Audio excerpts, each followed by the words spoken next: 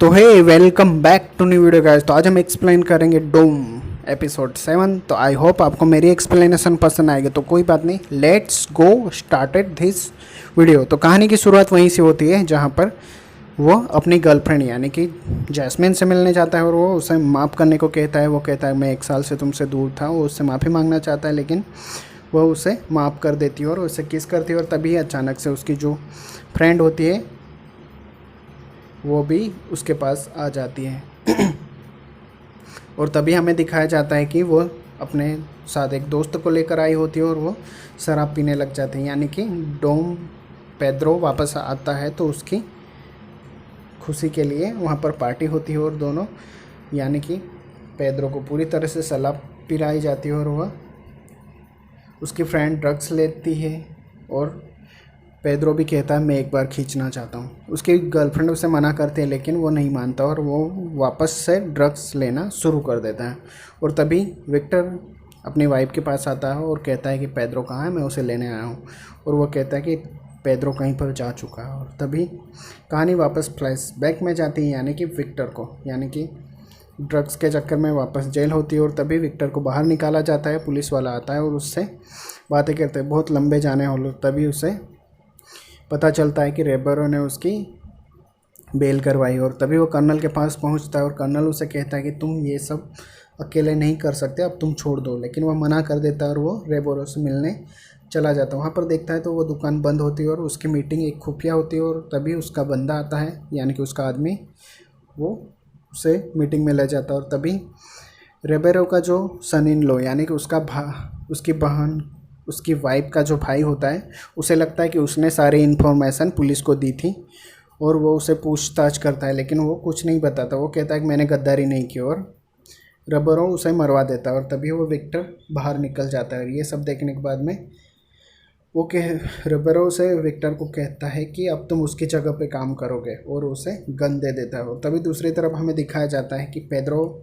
एक लेडी के घर फ्लावर्स लेकर पहुंचता होता है और तभी वो अचानक से मौका पाकर उस लेडी को, बूढ़ी औरत को बांध देते हैं और उसका घर लूटने में लग जाते हैं।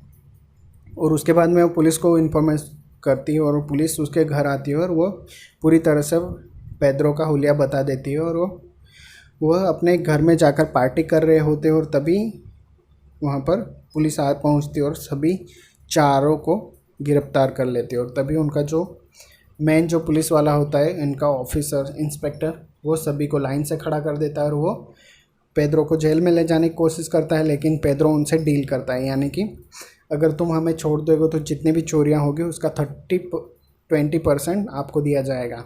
और इसी के साथ पुलिस भी उनके साथ मिल जाने के बाद में हर जगह पे बार बार चोरियां होती रहती हैं।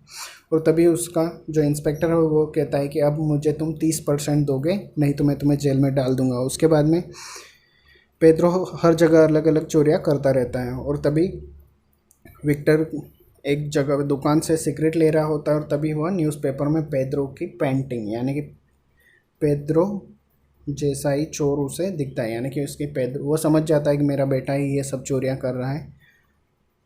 और तभी हमें पेड्रो को दिखाया जाता है वह माल का लूट लेकर पुलिस वाले को देने जाता है। पुलिस वाला उससे कहता है कि अब तुम मुझे 50% दोगे, अब जितनी भी चोरियां होगी अब मुझे आगे भी बहुत से लोगों को खिलाना पड़ता है, तो अब तुम 50% दोगे।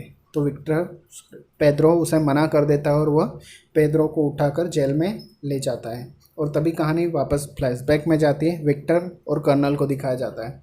वो कहता है कि अब तुम छोड़ दो, ये तुम अकेले नहीं कर सकते, तुम पुलिस भी नहीं हो।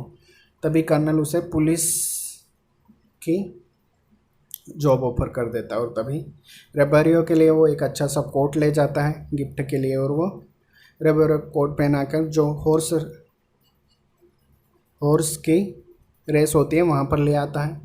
और रेबेरो का सपना पूरा होता है और वो अच्छे से रेस्टोरेंट में उसे शराब पिलाता है। और उसके बाद में वो उसे कहता है कि मैं ये सब छोड़ रहा हूँ, मुझे नॉर्मल लाइफ जीनी है, मैं पुलिस के हाथों मरना नहीं चाहता। ये सब कहने के बाद में रेबेरो गुस्सा होकर वहाँ से चला जाता है। और विक्टर जैसे ही अपने घर आता है और वहाँ जो पुलिस का फॉर्म होता है उसमें गन्स किस तरह से चलाना है ये सब इन्फॉर्मेशन होती है और वो सब देख रहा होता है और वो अंदर नहाने चला जाता है और तभी उसका फादर आकर उसका बैग चेक करता है तो उसमें उसको गन मिलती है और वो पूछता है ये सब क्या है। तो विक्टर उसे कहता है कि मैंने पुलिस फोर्स ज्वाइन कर ली है और उसका फादर उसे कहता है तुम पुलिस फोर्स नहीं ज्वाइन करोगे और विक्टर उनकी बात नहीं मानता और पुलिस में ज्वाइन हो जाता है और वह गन्स की ट्रेनिंग यानी कि पुलिस की पूरी तरह से ट्रेनिंग स्टार्ट कर देता है और धीरे धीरे वह पुलिस में अच्छा सा काम करने लग जाते हैं, यानी पूरी तरह से ईमानदार। वापस कहानी प्रेजेंट में आती है, यानी कि पेड्रो के घर के सामने वो पुलिस वाला एक घर के सामने गाड़ी रोकता है और वो उसे कहता है कि अब हमें इस घर में डाका डालना है और वो पुलिस वाला उसे कहता है कि डॉलर का जो डीलर है उसके घर चोरी करना है और किसी भी तरह से पेड्रो को मानना पड़ता है और वो पेड्रो को छोड़ देता है और वो अपने आदमियों के पास यानी गैंग के पास आता है और वो कहता है कि हम डॉलर का जो डीलर है उसके घर में डाका डालेंगे। और तभी हमें दूसरी तरफ दिखाया जाता है विक्टर को, यानी कहानी वापस फ्लैशबैक में जाती है और वो फेवेला पहुंचता है। फेवेला में जो जितने भी रोबेरा के जो आदमी होते हैं, रोबेरा का जो राइट हैंड होता है उसे शूट आउट में मारने के लिए आते हैं और रोबेरा का जो आदमी होता है राइट हैंड उसे मार देते हैं। और तभी विक्टर देखता है कि दूसरी बार वह वापस से फेवेला पहुंचते हैं, यानी कि रोबेरो को पकड़ने के लिए। और तभी उसके रोबेरो का आदमी को गिरफ्तार कर लेता है जो शराब बेचता था। वो विक्टर को देख लेता है और वो कहता है कि तुमने हमारे साथ गद्दारी की, तुम थे हमारे इन्फॉर्मर। और तभी रोबेरो अपने हाथ ऊपर कर देता है और वो सरेंडर के लिए तैयार हो जाता है। और तभी विक्टर के पास आता है और वो रोबेरो उसे कहता है कि मैंने तुम्हें अपना भाई माना था, यानी कि अपना पार्टनर माना था, तुमने गद्दारी की। और ये सब कुछ करने के बाद में रोबेरो को गिरफ्तार कर लिया जाता है और तभी वो विक्टर को कहता है मैं तुम्हें छोड़ूंगा नहीं। और तभी विक्टर न्यूज़ में देखता है कि रोबेरो की लाश मिलती है और तभी दिखाया जाता है वो कर्नल के पास जाता है और वो कहता है कि मैंने खुद रोबेरो को हथकड़ी पहनाई थी, उसे इनकाउंटर में नहीं मारना था, लेकिन वो मना कर देता है। और तभी 8 जन की नई टीम तैयार किया जाता है रियो द जनेरियो में क्राइम को ख़त्म करने के लिए। और कहानी वापस प्रेजेंट में आती है और पेड्रो के साथ जो लड़का होता है वो कहता है कि मैं भी तुम्हारे साथ चलूँगा, मेरी माँ को कैंसर है तो मुझे इलाज के लिए पैसे चाहिए। और वो किसी भी तरह से पेड्रो को मना लेता है। पेड्रो किसी भी तरह से डीलर जो डॉलर का डीलर था उसके घर पहुंच जाते हैं और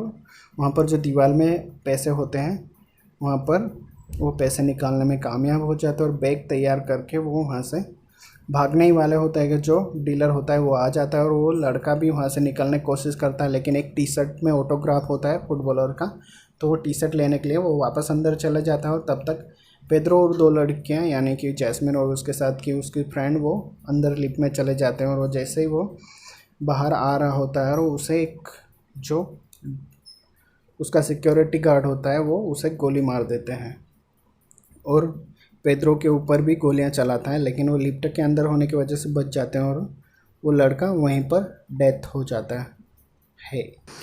तो इसी के साथ 7th एपिसोड यहाँ पर एंड होता है। तो आई होप आपको एक्सप्लेनेशन पसंद आई होगी। Thank you so much.